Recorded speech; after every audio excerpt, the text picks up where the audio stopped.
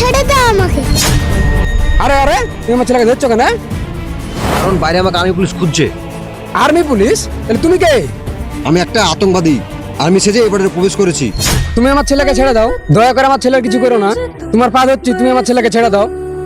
ঠিক আছে, যদি তোর ছেলেকে বাঁচাতে চাস তাহলে বাইরে আর্মিকে গিয়ে বল ভেতরে কেউ নেই, তা না হলে তোর ছেলেকে আমি প্রাণে মেরে দেবো। ঠিক আছে, তুমি আমাকে যা বলবে তাই করবো। ঠিক আছে, তুমি তাহলে ঘরে যাও, আমি এখনই যাচ্ছি।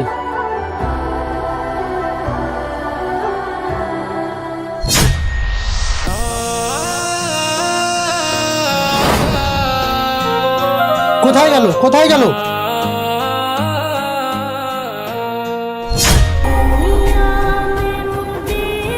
আচ্ছা ভাই, তোমার বাড়ি থেকে কোনো আতঙ্কবাদী ঢুকেছে? না না স্যার, আমার বাড়িতে কোনো আতঙ্কবাদী ঢুকেনি। কি বললে? ঢুকেনি? কিন্তু আতঙ্কবাদীটা তো এইদিকে আসলো। চলো তো তোমার বাড়িতে গিয়ে একটু দেখে আসি। হ্যাঁ, আতঙ্কবাদী তো আমার বাড়িতে আছে, গেলে তো ধরা পড়ে যাবে। তাহলে তো আমার ছেলেকে আমি বাঁচাতে পারবো না। না না, যেভাবে হোক আমাকে আর্মিকে বাধা দিতে হবে। না না স্যার, আমার বাড়িতে তো কেউ ঢুকেনি, আপনাকে তো বলছি আমি। আরে এই লোকটা এত নানা করছে কেন? কোনো ব্যাপার নয় তো? ব্যাপারটা দেখতে হচ্ছে। ঠিক আছে, তুমি যখন বলছো যে বাড়িতে কেউ নেই, তখন আমি সার্চ করছি না, ঠিক আছে? যদি কোনো আতঙ্কবাদীকে আসতে দেখো তাহলে অবশ্যই আমাকে ইনফর্ম করবে, ঠিক আছে? ঠিক আছে স্যার। ঠিক আছে।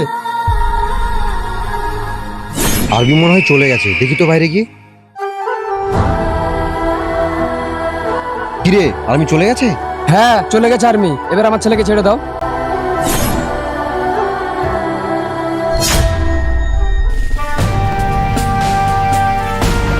Hands up!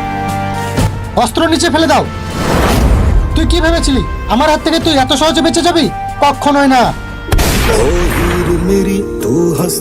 কোন আতঙ্কবাদী আজ পর্যন্ত আমার হাত থেকে বেঁচে ফেরেনি আর ফিরবেও না।